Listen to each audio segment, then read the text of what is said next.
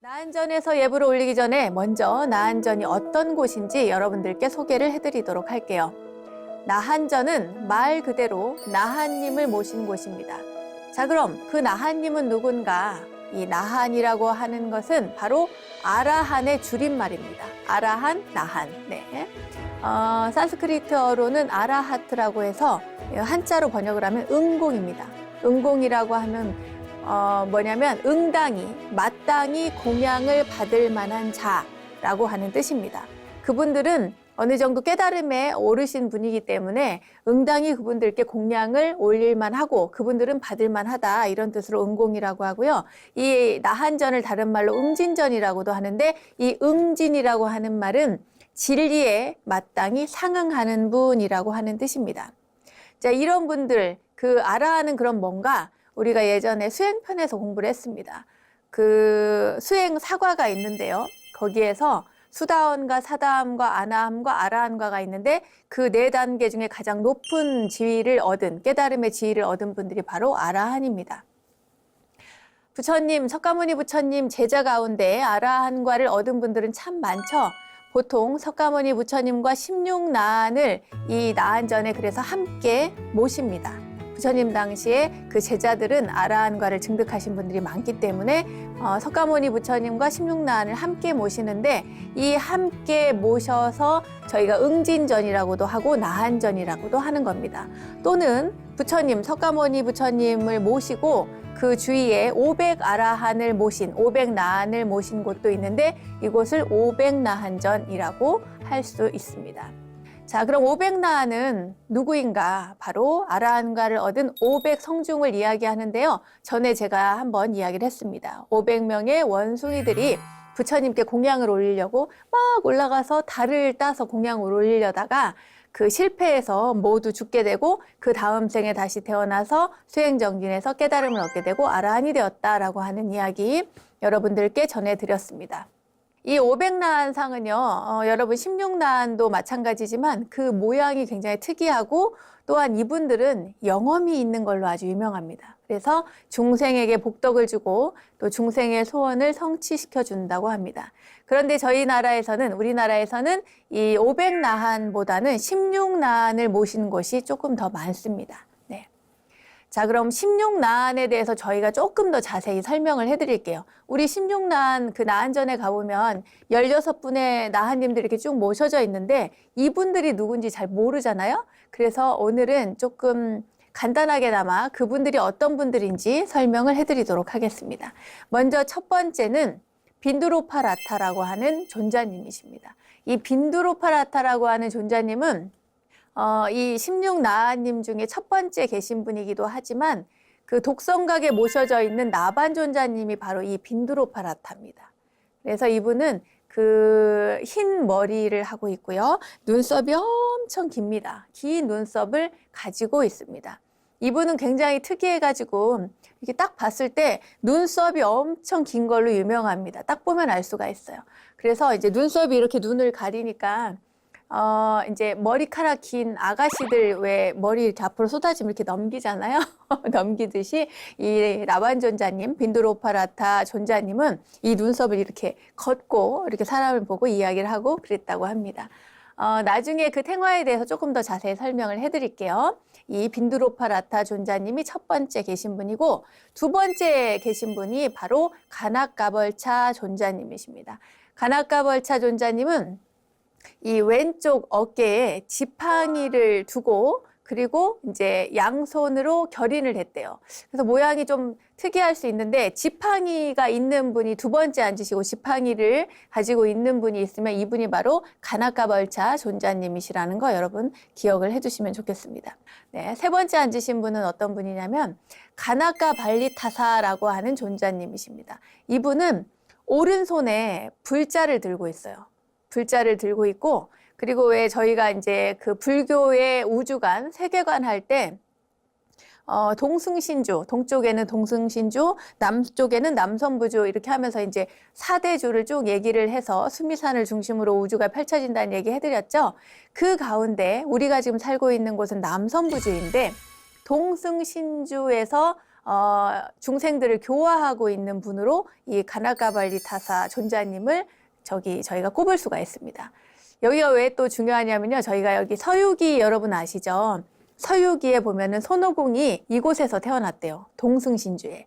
그 손오공의 고향에서 이 존자님께서 교화를 펼치고 계신다고 합니다. 네 번째는 소빈타 존자인데요. 이 소빈타 존자는 그 돌 위에, 바위 위에 결가부자를 하고 계신데 이분은 동승신주가 아니라 북구로조, 그러니까 이제 수미산의 북쪽에 있는 북구로주에서 중생들을 교화하고 계시다고 합니다. 다섯 번째는 나꺼라 존자님이신데요. 이 나꺼라 존자님은 재밌는 게 이 바위 위에, 돌 위에 앉아서 이렇게 등을 긁고 계시는 분이시래요. 그래서 이제 모습을 보면은 재밌어요. 이렇게 뒤로 등을 긁어야 되니까 이렇게 손을 뒤로 했겠죠? 그래서 이제 손가락 모양의 긴 이렇게 등글기 같이 생긴 걸로다가 이렇게 등을 긁고 있는 모습을 하고 있습니다. 형상이 특이하죠? 여섯 번째는 발타라 존자입니다. 발타라 존자님은 가부좌를 하고 왼손에 이렇게 염주를 들고 계시대요. 그래서 염주 들고 얌전하게 앉아 계신 분입니다.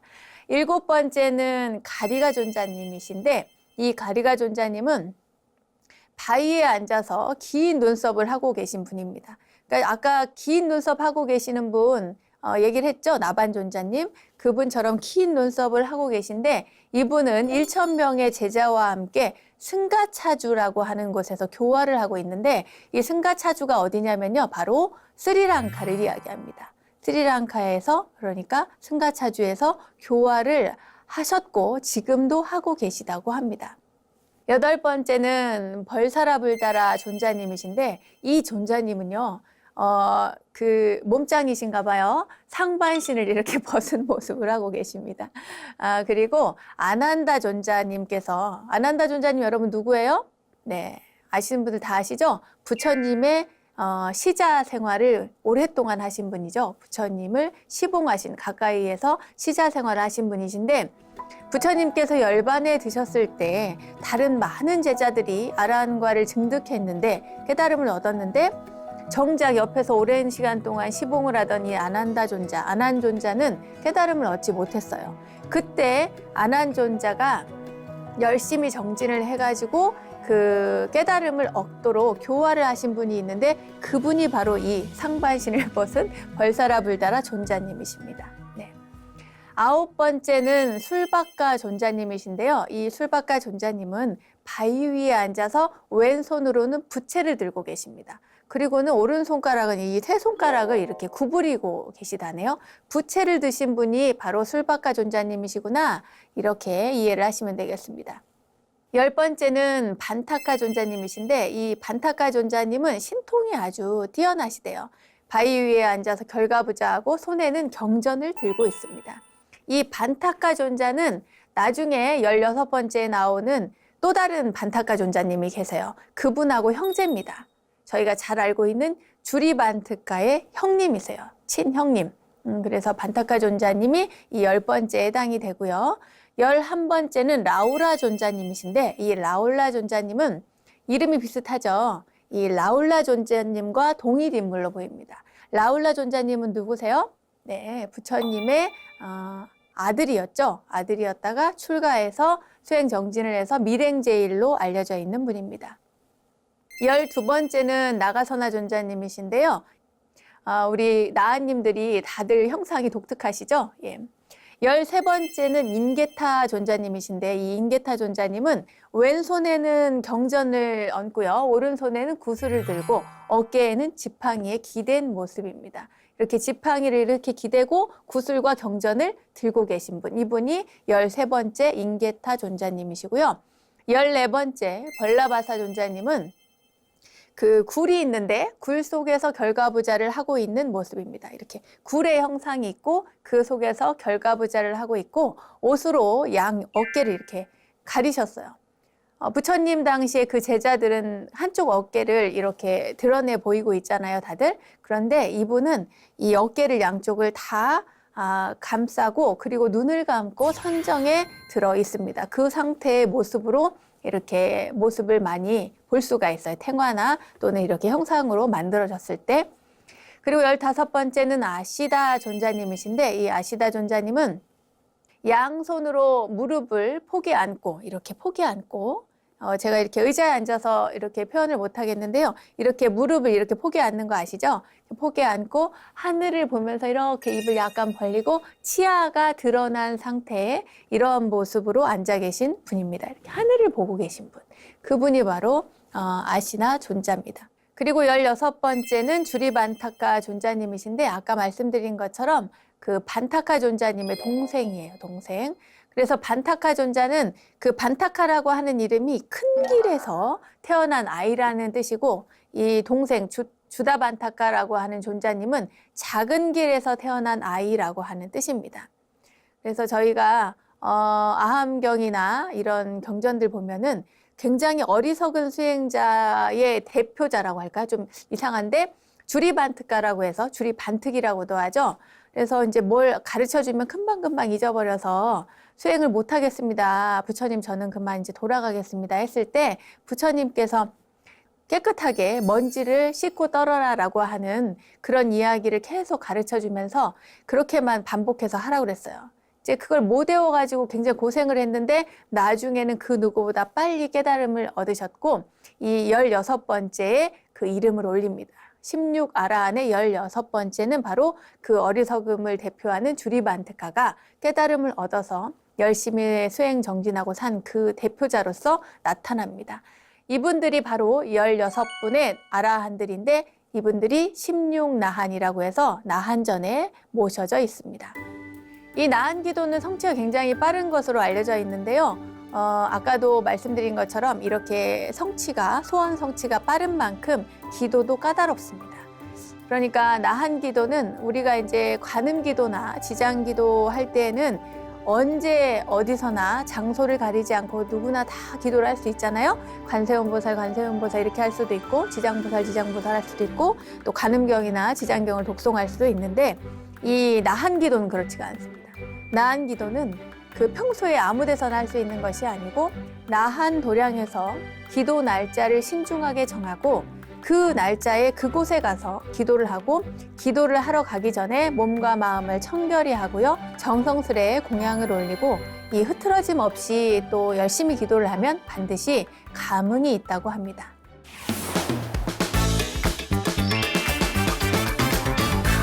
자, 그럼 지금부터 나한전의 예부를 모시도록 하겠습니다.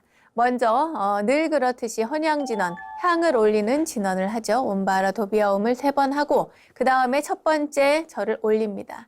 지심기명내 영산교주 시아본사 석가모니불. 자, 나한전에는 석가모니 부처님이 제일 먼저 나오죠. 지극한 마음으로 영산교주 우리 본사 석가모니 부처님께 절하옵니다 하는데 이 우리 본사 석가모니 부처님께 절하는 이유는 500나한뿐만 아니라 16나한 이분들이 모두가 석가모니 부처님의 그 가르침을 받고 깨달음을 얻으신 아라한들이기 때문입니다. 그러니까 스승님께 제일 먼저 절을 하는 것이 마땅하겠죠. 이렇게 영산교주 우리 본사인 석가모니 부처님께 절하옵니다 하면서 첫 번째 절을 하고요. 두 번째는 지심기명례 좌우보처 양대보살하고 절을 올립니다. 자, 석가모니 부처님의 좌우보처 양대보살이 누가 계실까요? 여기에서는 우리가 보통 석가모니 부처님은 문수보현을 얘기하잖아요. 그런데 나한전에 모실 때에는 과거불과 미래불을 함께 모십니다. 그것도 보살의 형태로 모시게 돼요. 그래서 과거의 보살님은 제와갈라 보살님을 모십니다. 제와갈라 보살님은 말하자면 석가모니 부처님이 과거 그 수행자이던 그런 시절에 그때 너는 나중에 먼 미래세에 부처가 될 거야 라고 수기를 주신 분이 계신데 그 정광열애라고 하는 분이 수기를 주셨거든요. 그 정광열애불의 화신, 말하자면 정광열애불의 전생이 바로 제와갈라 보살입니다. 이렇게 제와갈라 보살님을 모시고 그 다음에 미륵보살님을 모셔요. 왜 미륵보살님을 모시는지 알겠죠? 바로 미래의 부처님이시기 때문입니다. 자, 미륵보살님에 대해서 궁금하시다면 요거 바로 전편 지난 시간을 공부하시면 되겠습니다. 자, 지극한 마음으로 좌우보처 양대보살님께 절하옵니다 하면서 두 번째 절을 올립니다. 그리고 세 번째 절을 올리죠. 지심기명예 16대 아라한이라고 하면서 절을 올립니다. 이제 16대 아라한이라고 절을 올릴 때 그냥 16대 아라한만 이야기하지 않고 16대 아라한, 감제, 직부, 제위, 사자 등중이라고 올립니다. 왜냐하면 16아라한을 모시는 분들이 그 서열이 쫙 있어요. 그래가지고 감제, 직부, 제위, 사자 등등등등 많이 있는 거예요. 그래서 지심기명례 16대 아라한, 감제, 직부, 제위, 사자 등중 하면서 지극한 마음으로 16 아라한과 감제, 직부 모든 사자님들께 절하옵니다 하고 절을 올립니다. 이것이 바로 세 번째 절인데 감제직부라는 말은 사실은 명부전에서도 많이 쓰이는데요. 이렇게 감제라고 하는 것은 살피고 다스린다는 의미가 있고 직부는 직접 가서 전한다라고 하는 의미가 있습니다. 그러니까 명부전이나 이런 데서 저승에서 이제 이렇게 이승에 와서 너는 몇 날 몇 시에 이제 죽었어. 이렇게 해가지고 이제 저승으로 데려갈 때 직접 가서 그 이야기를 고지해주는 사람, 그 사람이 바로 사자거든요. 그런데 여기에서는 그 16 아라한뿐만이 아니라 아라한들을 위시한 그 서열들이 쫙 있어서 그분들을 모시고 그분들의 뜻을 따르고 살피고 다스리는 중생들을 다스리는 많은 분들을 포함해서 모든 분들께 절한다고 하는 의미입니다. 이렇게 3번 절을 하는 거죠. 첫 번째는 석가모니 부처님께, 두 번째는 좌우보처 양대 보살님께, 세 번째는 16아라한과 그 이외의 많은 사자님들께 절을 한다는 의미입니다.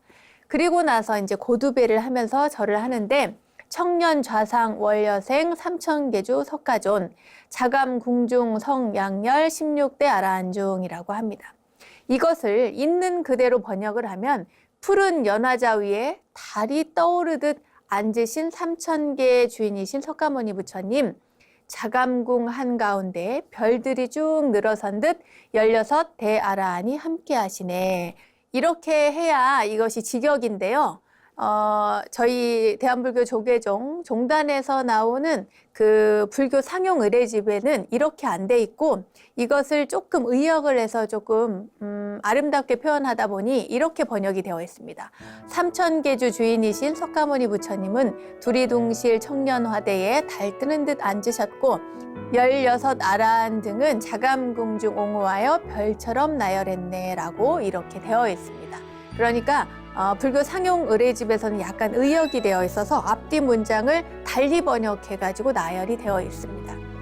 그런데 이제 제가 말씀드린 것처럼 이것을 그 한자 그대로 번역을 하면 이렇게 되는 겁니다. 푸른 연화자 위에 달 떠오르듯 앉으신 3000개의 주인이신 석가모니 부처님, 자감궁 한가운데, 그러니까 말하자면 여러분 푸른 연화자라고 하는 것은 청년을 얘기하는 거예요. 홍년은 붉은 연꽃이죠. 백년은 흰 연꽃이죠.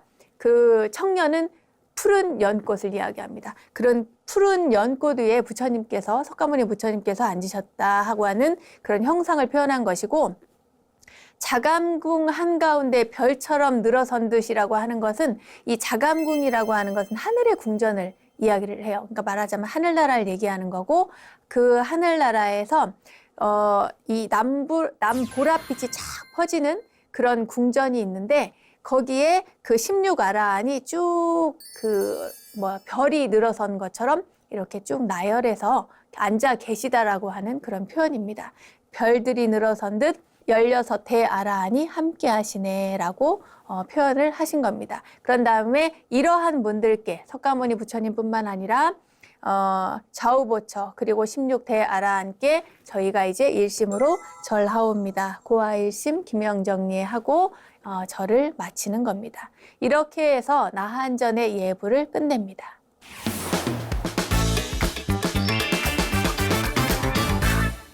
자, 이번에는 독성전으로 가볼 텐데요. 독성전에서는 예불을 어떻게 올리는지 알려드리기 전에 먼저 독성전이 어떤 곳인지 소개해 드리도록 하겠습니다. 독성전도 나한전처럼 마찬가지로 말 그대로 독성님을 모신 곳입니다. 나한전은 나한님을 모신 곳이고 독성전은 독성님을 모신 곳이에요. 독성님이 그럼 누구냐? 독성님은 석가모니 부처님의 설법을 듣고 깨달은 분이 아니시고요. 혼자 수행해서 깨달아서 성인이 된 분을 말합니다. 그러니까 부처님의 설법을 직접 듣고 깨달으신 분은 우리가 성문이라고 이야기를 해요. 그죠? 성문. 전에 공부를 했습니다. 그리고 이제 성문 나왔으면 누가 나와요? 연각이 나오겠죠. 연각. 연각 같은 경우에는 인연법, 연기법을 깨달으신 분을 연각이라고도 하지만 또 다른 의미로는 수행을 오래 해서 불교와의 인연을 많이 짓고 수행 정진을 오래 해서 마침내 그 인연이 다 되어서 깨닫게 되었다 해서 연각승이라고도 합니다. 그러니까 연기법을 깨우쳤거나 또는 인연을 지어서 깨달았거나 이것을 연각승이라고 이야기를 합니다. 그런데 이 독각이라고 하는 분은 부처님 당시가 아니어도 상관이 없어요. 부처님 당시에 혼자 수행해서 깨달은 분도 독각이고 그리고 부처님 시대가 끝난 다음에 열반에 드신 이후에 태어나서 혼자 수행을 열심히 해서 깨달아서 그렇게 해가지고 나는 이제 깨달았는데 그러면은 중생을 교화할까? 아니야.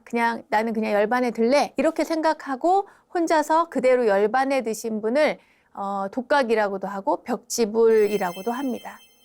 아시겠죠, 여러분? 네. 독각과 벽지불은 같은 말이라고 생각하시면 되겠습니다.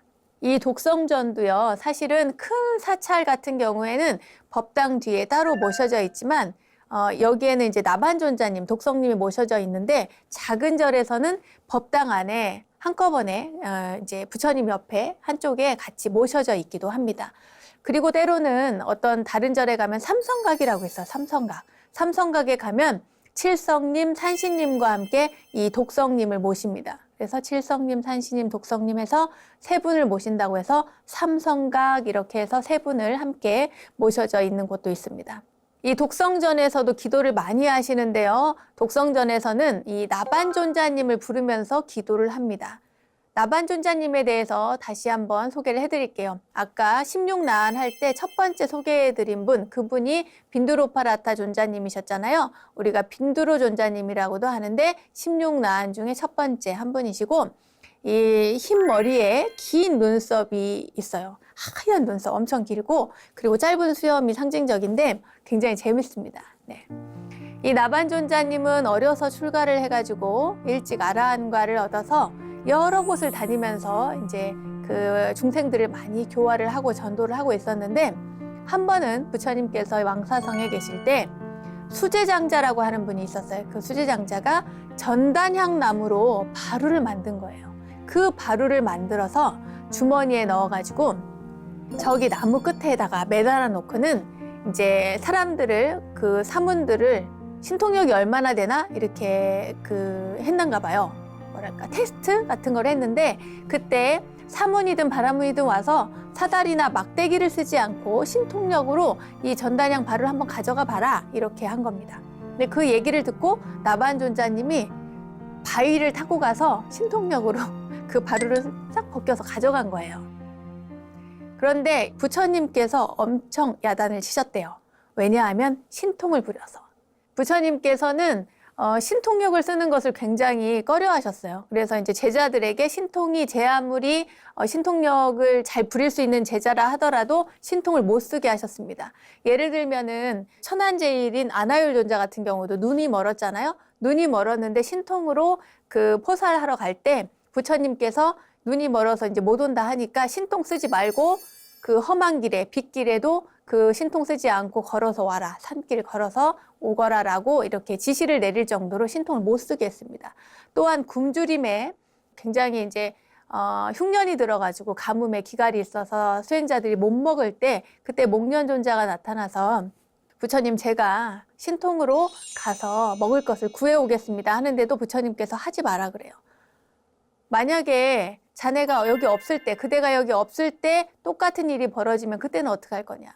그리고 다른 사람들이 너나 할 것 없이 신통만을 부리려고 하면 어떻게 할 거냐. 안 된다. 그래서 신통을 못 부리게 하고 차라리 굶게 만드는 그게 바로 부처님의 원칙이었습니다.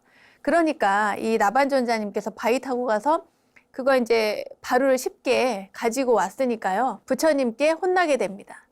그래서 이제 부처님께서 야단을 치시는데 이 나반존자님께 뭐라고 하냐면 남연부제, 남선부주라고 하죠. 우리가 사는 이 인간 세상에 있지 말고 저쪽 서쪽에 가라 그래요. 그 수미산의 서쪽 서구야니주에 가서 중생들을 교화하라고 시킵니다. 그래서 그곳에 가서 살다가 그 이제 어느 정도 기간 동안 중생 교화하고 다시 남선부조, 이 남연부제로 돌아오죠. 남선부조 돌아와서 부처님께서 다시 명을 내립니다. 나반존자에게 뭐라고 얘기를 하냐면 앞으로 열반에 들지 말고 남인도 마리산에 가서 중생을 교화해라 이렇게 이야기를 합니다. 그러니까 아마 나반존자님은 아직도 열반에 들지 않으시고 저기 남인도 어딘가에서 그곳에서 중생들을 제도하고 계시지 않을까 싶습니다. 그래서 그런지 이 나반존자님께 하는 기도가요 엄청 잘 들어요. 아마 수험생 자녀를 두신 분들은 그 귀가 번쩍하실 겁니다. 그래서 나한기도 나반존자님을 부르면서 하는 기도, 독성 기도를 많이 하는데 아까 말씀드린 것처럼 나한전에서 하는 기도와 마찬가지로 청결한 몸과 마음으로 기도를 해야 됩니다. 엄청 까다롭죠. 여러분 독성 기도를 할 때는 반드시 몸과 마음을 단정하게 하고 기도를 해야 된다는 것 꼭 명심하시기 바랍니다.